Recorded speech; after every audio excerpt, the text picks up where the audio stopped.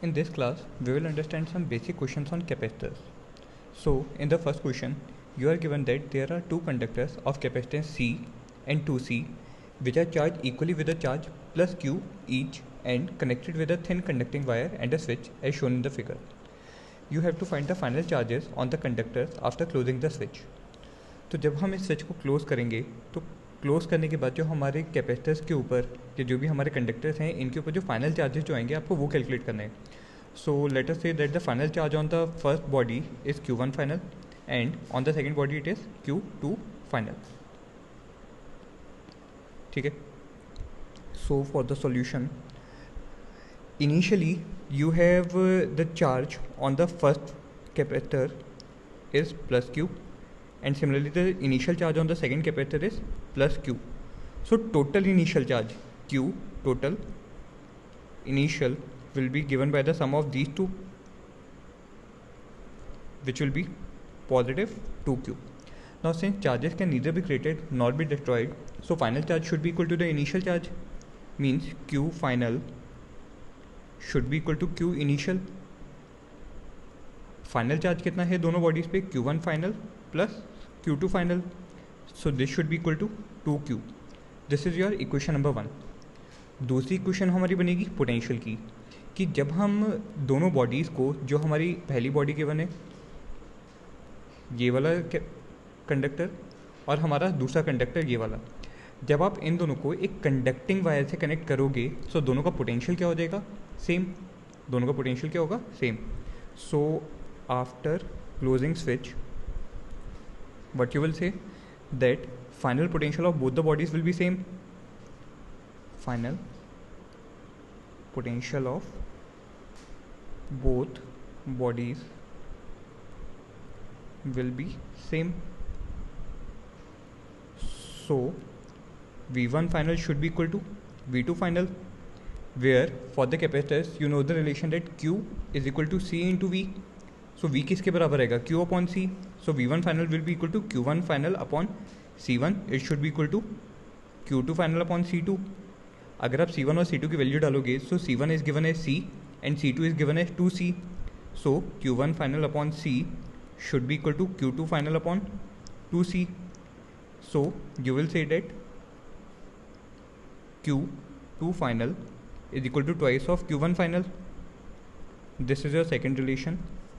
And lastly you will से, अगर आप इसकी वैल्यू को इक्वेशन नंबर 1 में अगर आप सब्स्टिट्यूट करेंगे, so the value of Q1 final you will get 2Q/3 and Q2 final will be equal to 4Q/3. समझ में आया? This will be your the final charges which will be on the conductors after closing the switch. ठीक है. तो यहाँ पे हमने दो इक्वेशंस का यूज़ किया. सबसे पहला charge conservation equation and another one is the same potential equation. Second question, in this you are given that two isolated conducting solid spheres of radii r and 2r are charged such that both have the same charge density sigma. The spheres are located far away from each other. The two spheres are connected by a thin conducting wire via a switch. You have to find the new charge density on the bigger sphere after closing the switch using the capacitor of sphere. तो सबसे पहले अगर हम देखें, हमारे पास दो spheres हैं जो एक दूसरे से दूर रखे गए हैं, मीन्स दोनों का पोटेंशियल जो है वो आइसोलेटेड है, और यू मे से दैट उनका पोटेंशियल एक दूसरे के ऊपर डिपेंड नहीं करेगा. So let this is the first conductor and this is the bigger sphere.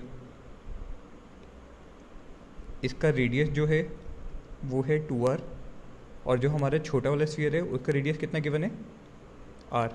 Both of these are connected by a conducting wire and a switch as shown in the figure. जब आप switch को close करोगे सो दोनों में charge transfer होगा. आपको initial charge density पता है, you are given the initial charge density, so you will easily calculate the initial charges on the capacitors. वो हम निकाल सकते हैं. क्या होंगे वो initial charges?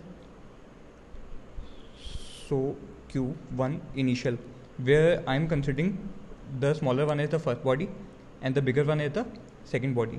So Q1 initial will be equal to C into V. It should be equal to C into V, where C is the capacitance of an isolated sphere. क्योंकि दो आइसोलेटेड कंडक्टिंग सॉलिड स्फीयर्स हैं। So isolated sphere का capacitance कितना होता है, 4 pi epsilon naught into are.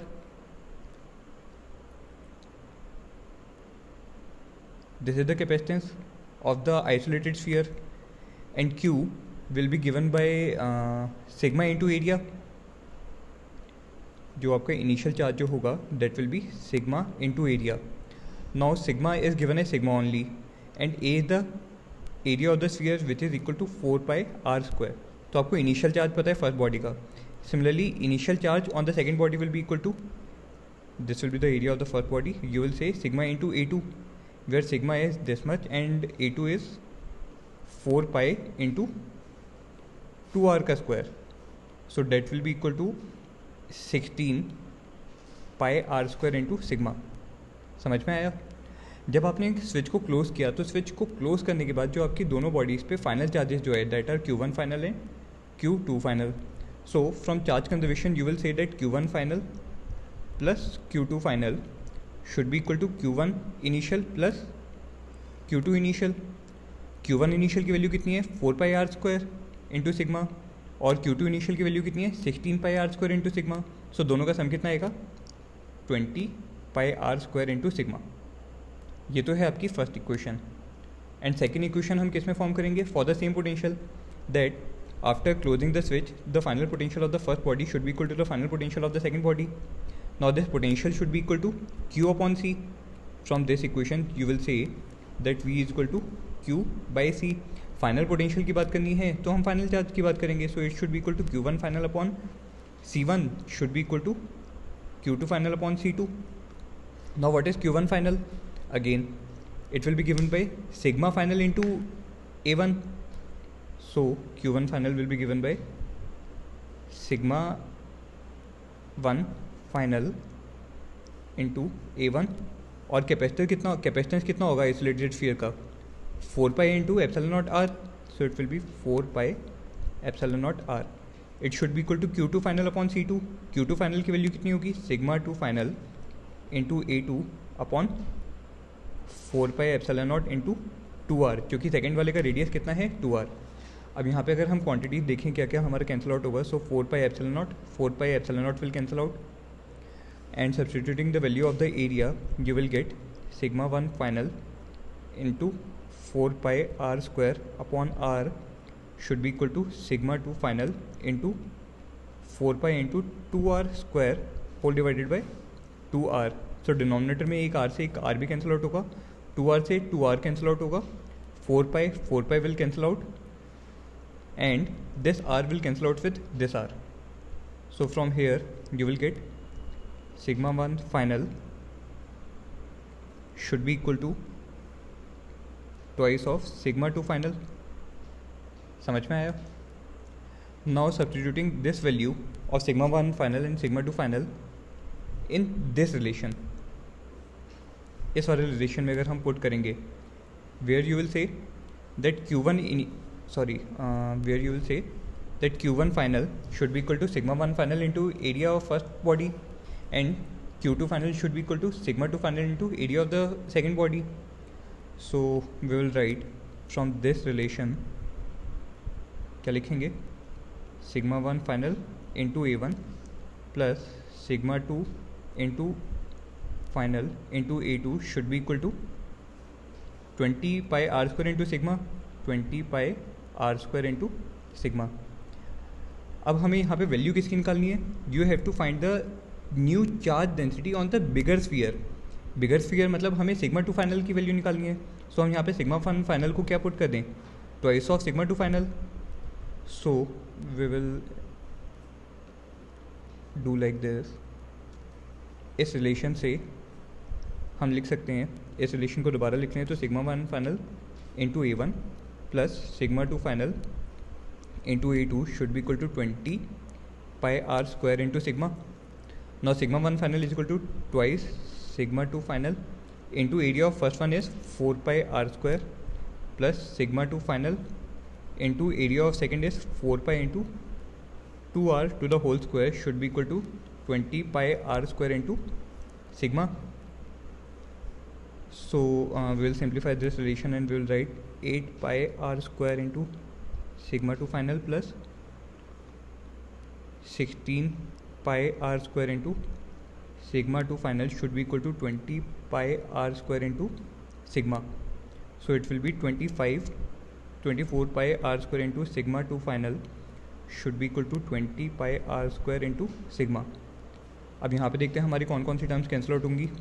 Pi are square से pi are square cancel out होगा. So you will write sigma 2 final should be equal to 20/24 sigma, which shows that sigma 2 final will be equal to 5/6 times sigma. This will be the final answer to this problem. sigma 2 final निकाल लिया तो वहाँ से आप sigma 1 final भी निकाल सकते हो, या जो भी उसने आपसे क्वेश्चन में पूछा हो. समझ में आया? ठीक है. Next question. अगले क्वेश्चन में आपको दिया है that a capacitor is found by two concentric spherical conducting shells of radii A and B. If the medium between the spherical shells has a dielectric constant K1 from radius A to R and K2 from radius R to B, then you have to find the capacitance of such a spherical capacitor as shown in the figure. ठीक है. तो इस problem को थोड़ा सा ध्यान से समझेंगे. ये एक काफ़ी अच्छा प्रॉब्लम है. Here we will say that let us assume that we transfer a charge small q from the outer to inner shell.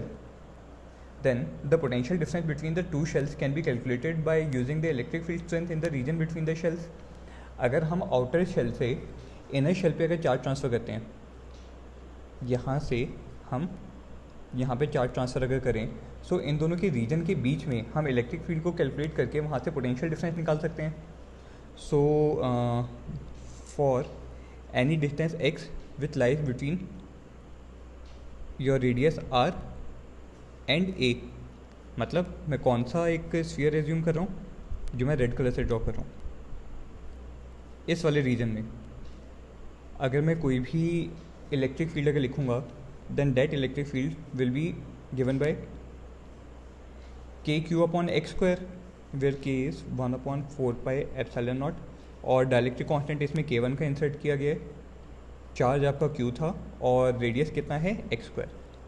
ठीक है.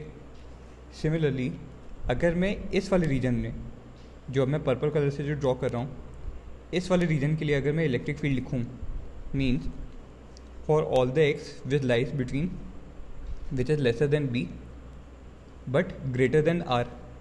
सो for this region electric field E2 will be given by 1/4 pi epsilon naught into K2 into q/x². ठीक है. So the potential difference between the inner and the outer shells, potential difference between inner and outer shells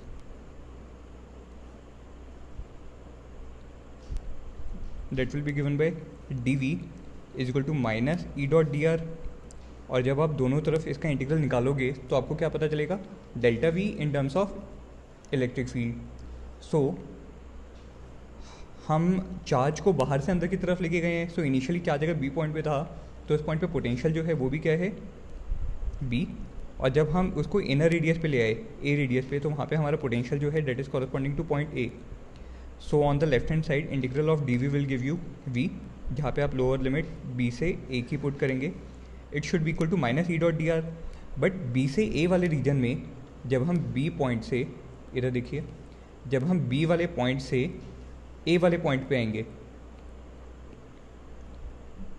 sorry, जब हम b वाले point से a वाले point पर आएंगे तो हमारी इलेक्ट्रिक फील्ड चेंज होगी. एक तो इलेक्ट्रिक फील्ड होगी आपके b से r के लिए और दूसरी इलेक्ट्रिक फील्ड होगी r से a के रीजन में. तो हम इलेक्ट्रिक फील्ड को दो अलग अलग तरीक़ों से इंटीग्रेट करेंगे and we will write it here that this will be equal to the integral of minus E1 dx integral and minus integral of E2 dx, where E1 lies between for the region A to R. तो हम बाहर से अंदर की तरफ आ रहे हैं, so the integral limit will be R to A.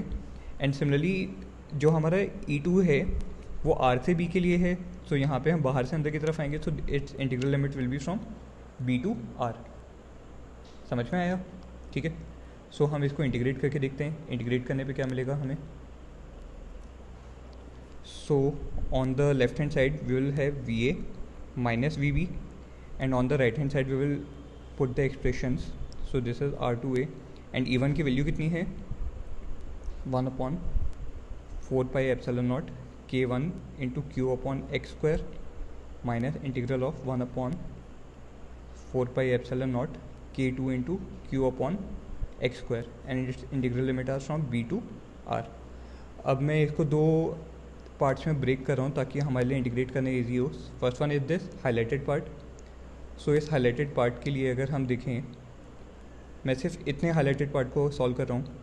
So this will be minus 1/4 pi epsilon naught into K one integral of Q upon X square from lower limit R to A, which will be given by minus 1/4 pi epsilon naught K one, sorry Q भी हमारा integral sign से बाहर आ जाएगा,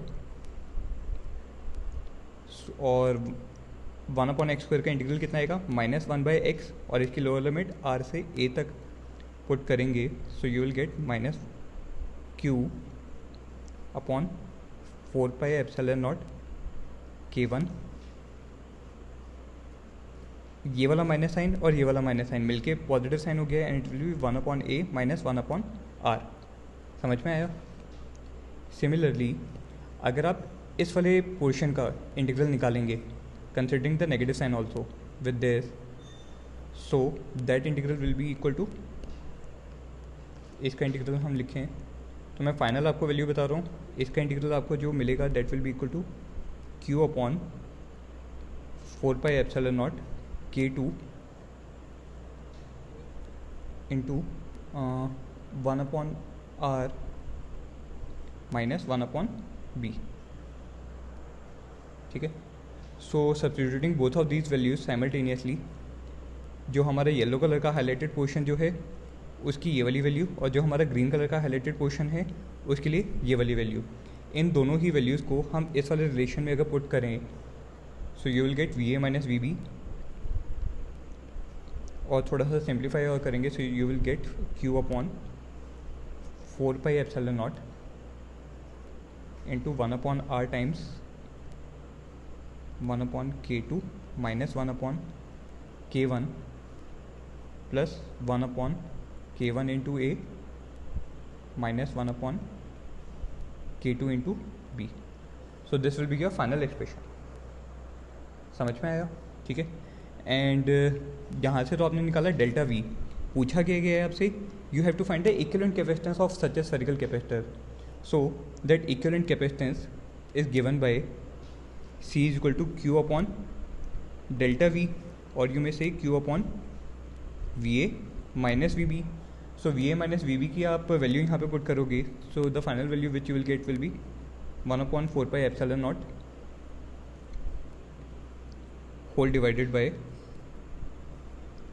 1/r times 1/k2 minus 1/k1 plus 1/k1a minus 1/k2b. This will be your final answer. समझ में आया? सो जब भी आपको किसी क्वेश्चन में कुछ अलग तरीके से जो आपने स्टैंडर्ड पैरेलल प्लेट कैपेसिटर या स्फेरिकल कैपेसिटर्स के जो आपने कैपेसिटर के फॉर्मूले याद किए हैं, अगर उसके अलावा कोई भी अगर आपको डेरिवेशन दी गई है तो वहाँ पे सबसे पहले आप क्या निकालोगे?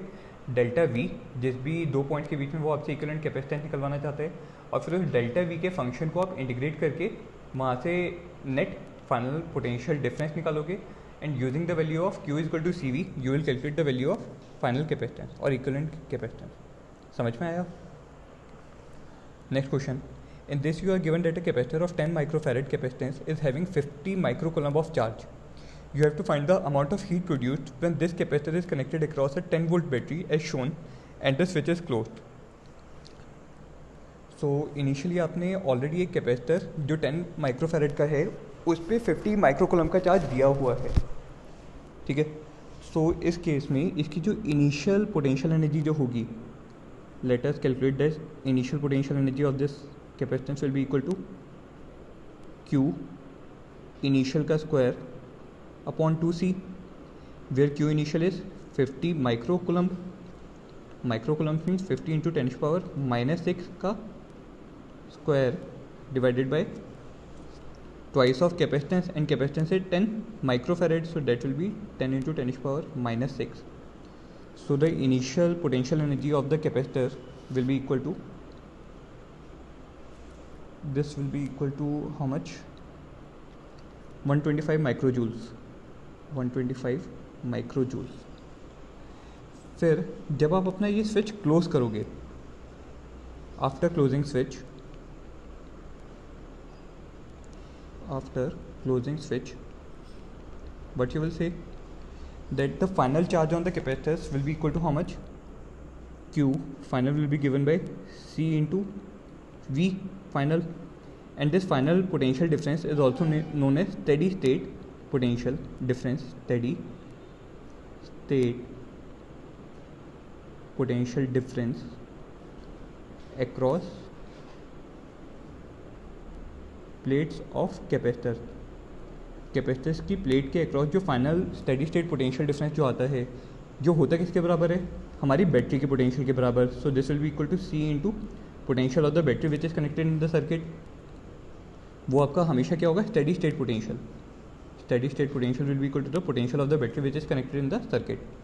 सो from here you will calculate the value of the final charge which will be equal to, capacitance कितना है इस वाले कैपेसिटर का, 10 microfarad, so 10 microfarad, and potential of the battery is 10 volt, so it will be equal to 10⁻⁻4, or more conveniently you may say 100 microcoulomb.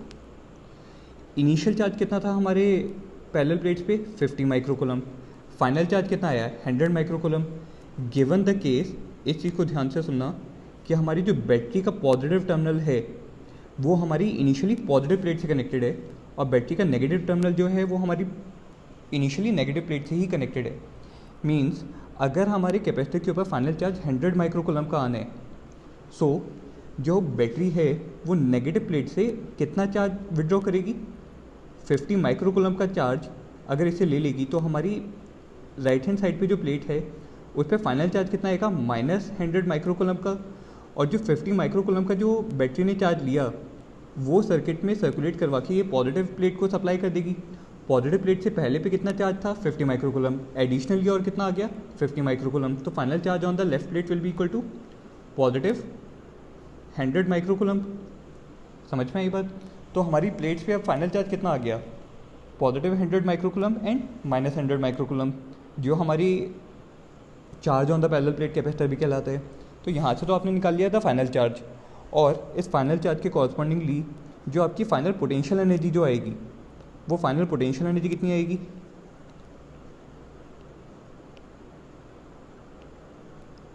That final potential energy will B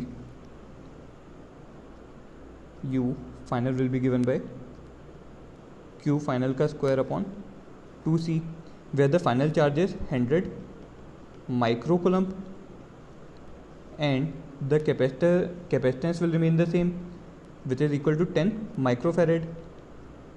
So this much. अगर आप इसको calculate करेंगे, the final potential energy which you will get will be 500 microjoules. This will be 500 microjoules. समझ में आई बात. अच्छा, अब साथ में एक चीज़ का नोटिस और करो, जो आपका चार्ज ट्रांसफ़र हुआ था पैरेलल प्लेट से, मीन्स इनिशियली इस वाली प्लेट से आपका 50 माइक्रोकुलम का चार्ज ट्रांसफ़र हुआ, किस डायरेक्शन के अलॉन्ग हुआ, अलॉन्ग दिस डायरेक्शन, और वो फाइनल 50 माइक्रोकुलम का चार्ज हमारी लेफ्ट वाली प्लेट पे आके डिपॉजिट हो गया. तो ये चार्ज ट्रांसफ़र हुआ किस वजह से, this charge was transferred due to the presence of this battery. जो हमारी 10 वोल्ट की बैटरी लगी हुई थी, इसने चार्ज ट्रांसफ़र करवाया. सो बैटरी की टर्मिनल्स के अक्रॉस कितना चार्ज ट्रांसफ़र हुआ है, 50 माइक्रोकुलम का चार्ज ट्रांसफ़र हुआ है. मतलब बैटरी ने भी कुछ वर्क किया होगा, battery must have done some work ना टू ट्रांसफर दीज चार्जेस. वो वर्क कितना रहा होगा, delta Q into V. So will say the work done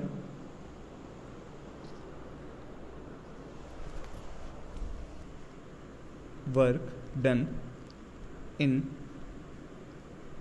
further charging of capacitor in further charging of capacitor.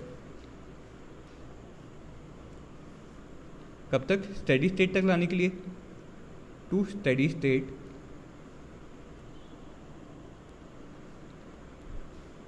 और ये किया किसने? By battery. ये होगा किसके बराबर? W will be equal to delta Q into potential across the battery, where delta Q is the amount of the charge which is flown across the circuit when the switch is closed and VB is the potential of the battery. So कितना charge flow किया है? 50 microcoulomb का। So 50 microcoulomb and potential of the battery is 10 volt. So कितना work कर दिया इसने? 500 micro joules का work किया बैटरी ने हमारी। समझ में आई बात? ठीक है। So now you have all the data. सबसे पहला क्या? the initial potential energy of the parallel plate capacitor, then you have the final potential energy of the parallel plate capacitor, and then you have the work done by the battery also. So we'll say that total amount of heat produced,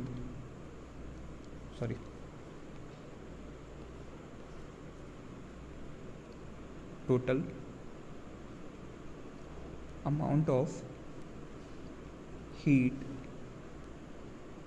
produced, H will be given by your energy equation, where the total amount of heat produced will be equal to the change in potential energy across the battery and the work done. So W minus delta U, ये हमने अपनी theory class में समझी थी. So W is equal to 500 and delta U is U final minus U initial. So that will be given by final potential energy is 500 microjoules and initial potential energy is equal to how much? 125 microjoules. So the heat produced will be equal to 125 microjoules, which will be the final answer to this problem. समझ में आया? ठीक है. तो हमने किया क्या? हमने इनिशियल चार्ज के कॉरस्पॉन्डिंगली इनिशियल पोटेंशियल एनर्जी निकाली. Then after closing the switch you again calculated what will be the final charge on the capacitor plates. So वहाँ से आपको डेल्टा क्यू पता चलेगा जो हमारी प्लेट से चार्ज निकला होगा. Using that delta Q, you will calculate the work done by the battery, and by energy conservation, you may calculate the net amount of heat which is produced in the circuit. समझ में आया problem? In the next question, you are given that if the battery is connected with reverse polarity as given in the last question. पिछले question में अगर आप देखोगे तो जो हमारी बैटरी का पॉजिटिव टर्मिनल था, जो हमारी बैटरी का पॉजिटिव टर्मिनल है, ये इनिशियली पॉजिटिव प्लेट से कनेक्टेड था और बैटरी का नेगेटिव टर्मिनल जो है वो इनिशियली हमारी नेगेटिव प्लेट से ही कनेक्टेड था. बट यहाँ पे अब पोलैरिटी क्या हो गई है? रिवर्स. देखो कैसे. जो हमारी बैटरी का पॉजिटिव टर्मिनल जो है और बैटरी का नेगेटिव टर्मिनल जो है वो कैसे कनेक्टेड है? पॉजिटिव टर्मिनल नेगेटिव प्लेट से कनेक्टेड है और नेगेटिव टर्मिनल पॉजिटिव प्लेट से कनेक्टेड है. सो इस केस में when you will close the switch the mechanics will be a little bit different. समझते हैं कैसे. इस केस में क्या होगा? Still you will get the initial potential energy 125 microjoules. Now after closing the switch the final charges would also be same, क्योंकि final charge किससे मिलेगा? Q into potential of the battery, C into potential of the battery, where C is 10 microfarads and potential of the battery is 10 volts. So you will get the final charges on the plate is 100 माइक्रोकुलम्स. But यहाँ पे फ़र्क क्या है? यहाँ पे जो आपकी positive plate जो होगी, जो फाइनल पॉजिटिव प्लेट आएगी वो आपकी बैटरी के टर्मिनल्स के अकॉर्डिंग आएगी. व्हाट आई मीन टू से इज दिस कि इनिशियल जो आपको कन्फिग्रेशन दी है वो तो इनिशियल चार्जेस हैं. When you will close the switch, so after closing the switch आपकी पॉजिटिव प्लेट कौन सी बनेगी? जो बैटरी के पॉजिटिव टर्मिनल से कनेक्टेड है. Means your right hand side plate will have a final charge of plus 100 माइक्रोकुलम्स and the plate which is connected to the negative terminal of the battery means the left hand side plate, it will be having a final charge of minus 100 microcoulombs. समझ में आई बात? तो हमारी जो plate है उस पर इनिशियल चार्ज कितना था? राइट हैंड साइड वाली प्लेट की अगर बात करें तो इनिशियल चार्ज कितना है? -50 माइक्रोकुलम. लेकिन इस पर फाइनल चार्ज कितना है? +100 माइक्रोकुलम. तो कितना चार्ज का डिफरेंस आया? 100 minus of -50. So delta Q कितना आएगा? 100 माइनस ऑफ -50 मीन्स 150 माइक्रोकुलम. क्या? 150 माइक्रोकुलम. सो यू विल से कि जो हमारी लेफ्ट हैंड साइड वाली प्लेट है उससे 150 माइक्रोकूलम का चार्ज निकलेगा और ये हमारे सर्किट के अलॉन्ग मूव करके इस वाली प्लेट पे आके डिपॉजिट होगा राइट हैंड साइड वाली प्लेट पे। सो सर्किट में हमारा कितना चार्ज मूव किया, डेल्टा क्यू कितना मूव किया, 150 microcoulomb. So correspondingly the work done by the battery will be given by delta Q into V. So delta Q is 150 microcoulomb and potential of the battery is 10 volt. So it will be equal to 1500 microjoules. पिछले case में हमारी battery ने कितना work किया था, सिर्फ 500 microjoules, but as soon as you reverse the polarity आपका battery ने अब कितना वर्क किया, 1500 माइक्रोजूल्स का। समझ में आया? And since the final charges are same in both the cases, the final potential energy of the parallel plate capacitor configuration will be also same, which was 500 microjoules. So now the heat produced will be given by W minus delta U, where W is 1500 and delta U is U final minus U initial. U final is 500 and U initial is 125. So after solving, the value of the heat produced will become equal to 1125 microjoules, which will be the final answer to this problem. समझ में आया? ठीक है। Then in the last question, you are given that the two plates of the capacitor whose capacitance is 20 microfarad are given different charges of 100 microcoulomb and 300 microcoulomb as shown in the figure. You have to find the amount of the heat produced when the switch is closed. जब हम इस case में switch को close करेंगे तो हमारा final कितना heat produce होगा हमें वो निकालना है। तो यहाँ पे सबसे पहले आपको क्या करना है, अब तक जो भी हमने पिछले वाले जो केसेस देखे थे, चाहे वो आप क्वेश्चन नंबर 4 में देखो जहाँ पे आपको दोनों ही प्लेट पे इनिशियली 50 माइक्रोकूलम और 50 माइक्रोकूलम का चार्ज गिवन था, सो दोनों प्लेट पे इक्वल चार्जेस थे। इस वाले केस में भी दोनों ही प्लेट पे इनिशियली इक्वल चार्जेस थे, but in this problem the charges on both the plates are not equal. So in this scenario what will happen कि सबसे पहले तो चार्ज डिस्ट्रीब्यूशन होगा दोनों प्लेट्स के बीच में, there will be charge distribution between the two plates. देखते हैं वो चार्ज डिस्ट्रीब्यूशन कैसे निकालेंगे। हमने अपनी थ्योरी क्लास में समझा था कि जब भी आपके पास दो या दो से ज़्यादा प्लेट्स होंगी तो उनके आउटर सरफेस पे जो चार्जेस होंगे that will be given by the sum of the initial charges. So एक पे आपका चार्ज है 100, दूसरी वाली पे है 300। So the charges which will be residing on the outermost surfaces of the plates will be given by the sum of all the charges divided by 2. So it will be 100 plus 300 upon 2. So this will be equal to 200 microcoulomb on the left side surface on the left plate, और जो आपकी right plate है उसके right surface पे जो charge आएगा that will also be equal to 200 microcoulomb.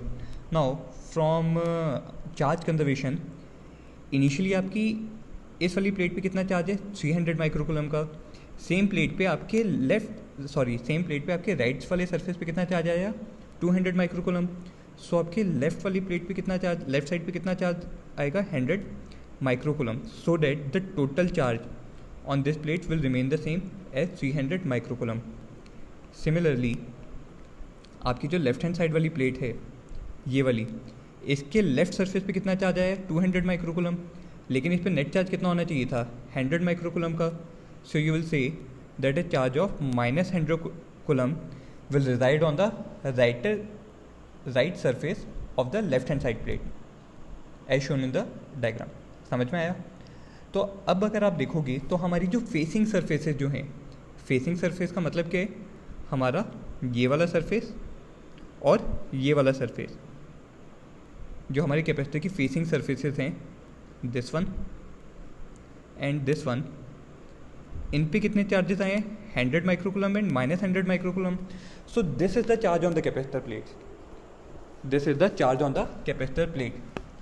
So you will say that Q initial is equal to 100 microcoulomb, where you have this side as the positive plate and this side as the negative plate.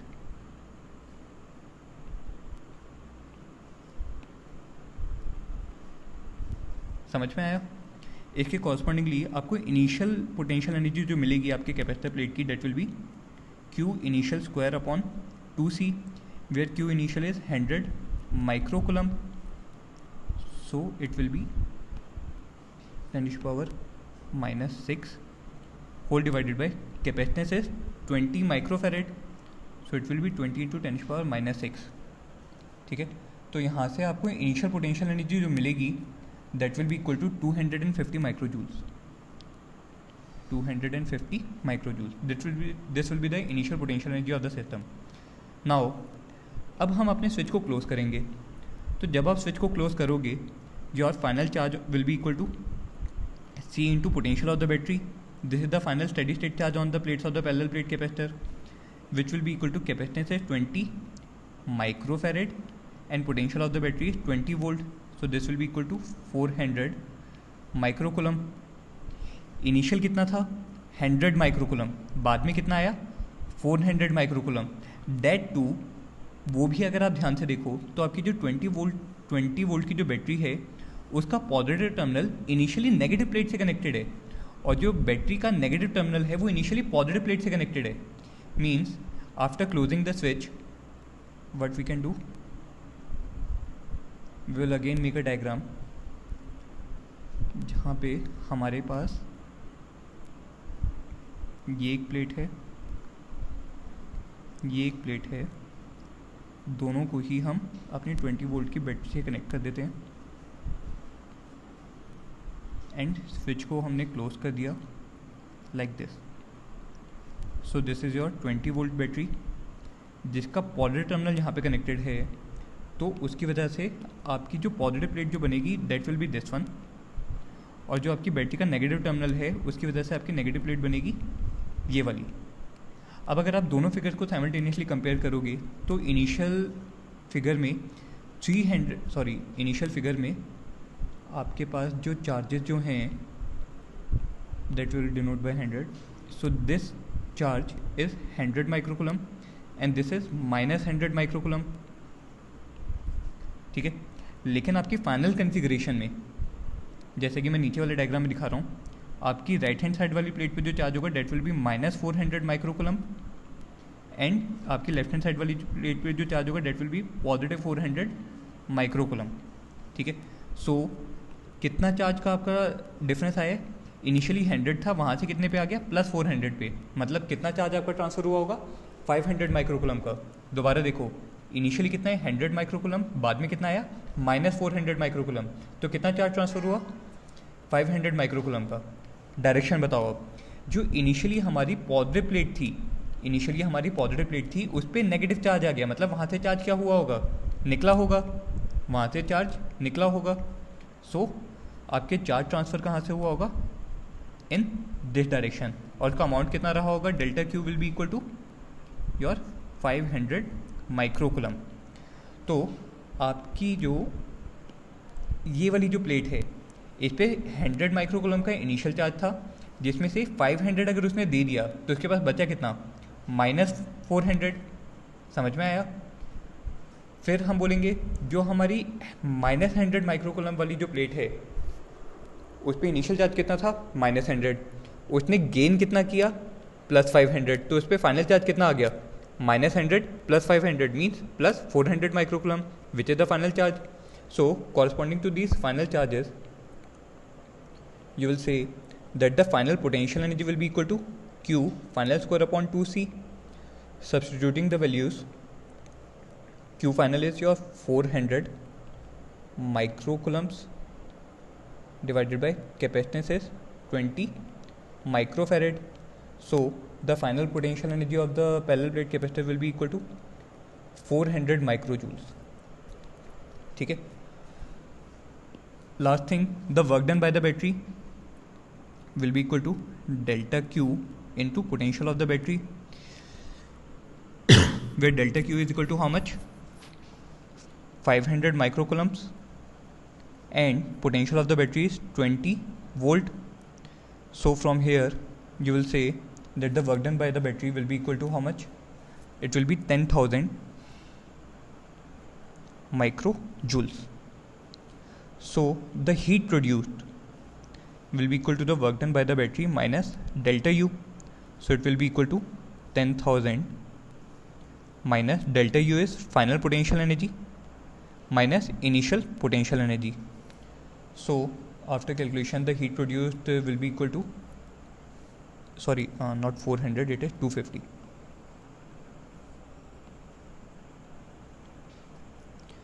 So the heat produced will be equal to 6250 micro-joules.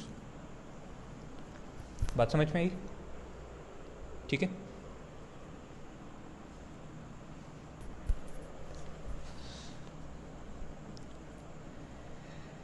In the last question, you are given that a capacitor of 5 microfarad capacitance is charged with an initial charge of 60 microcoulomb as shown and connected across a 10 volt battery. You have to find the amount of heat produced when the switch is closed. So this question is very much similar to the previous 2 or 3 numericals which we have seen till now. So I will directly write the results and you may calculate it by yourself. So the initial potential energy which you will get will be 360 microjoules. The final potential energy after the charge distribution will be equal to 250 microjoules, where the final charge on the capacitance will be equal to 50 microcoulombs, and the amount of charge which will flow in this case, delta Q, will be equal to minus 10 माइक्रोकुलम्स. या तो आप -10 बोल लीजिए. ये 10 microcoulomb का यहाँ पे जो आपका चार्ज फ्लो करेगा वो इस डायरेक्शन में फ्लो करेगा. पिछले किसी भी केस में अगर आप देखोगे तो वहाँ पे हमेशा जो चार्ज था वो आपका नेगेटिव टर्मिनल से पॉजिटिव टर्मिनल में जा रहा था. जैसे यहाँ पे ध्यान दो, जो आपका चार्ज है वो नेगेटिव टर्मिनल से पॉजिटिव टर्मिनल की तरफ जा रहा है. यहाँ पे भी जो आपका चार्ज फ्लो की डायरेक्शन जो है वो नेगेटिव टर्मिनल से पॉजिटिव टर्मिनल की तरफ है. In this case also the charge flow direction is, जो ब्लू कलर से मैंने हाईलाइट किया हुआ है वो तो आपका चार्ज फ्लो की डायरेक्शन है, तो वो भी आपके नेगेटिव प्लेट से पॉजिटिव प्लेट में जा रही है.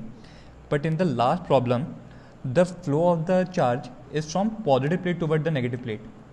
वो आपके पॉजिटिव प्लेट से नेगेटिव प्लेट की तरफ है, इसलिए वहाँ पे work done by the battery will be equal to delta Q into potential of the battery, where delta Q is 10 and potential of the battery will be treated as -10 क्योंकि वो opposite direction में जा रहे हैं. So the work done by the battery will be equal to -100 microjoules. So finally the heat produced H will be equal to W minus delta U. It will be W minus delta U, where W is equal to -100 and delta U is U final minus U initial, so that will be 250 minus 360. So it will be -100 minus 250 plus 360, so it will be plus 10 only, plus 10 microjoules. This will be the amount of heat which will be produced in this question. समझ में आया? ठीक है. इन सभी questions को करने की एक शॉर्ट ट्रिक और है जो अब मैं आपको सबसे लास्ट में बता रहा हूँ. सो जिस भी केस में आपने डेल्टा क्यू निकाला है वहाँ पे आप हीट प्रोड्यूस्ड यू में calculate directly by delta Q का स्क्वायर अपॉन 2c. किसी भी प्रॉब्लम में आप यहाँ से ही डायरेक्टली हीट निकाल सकते हो. जैसे अगर हम इस वाले प्रॉब्लम में देखें, सो डेल्टा क्यू का square upon 2c will give you the heat produced in the circuit.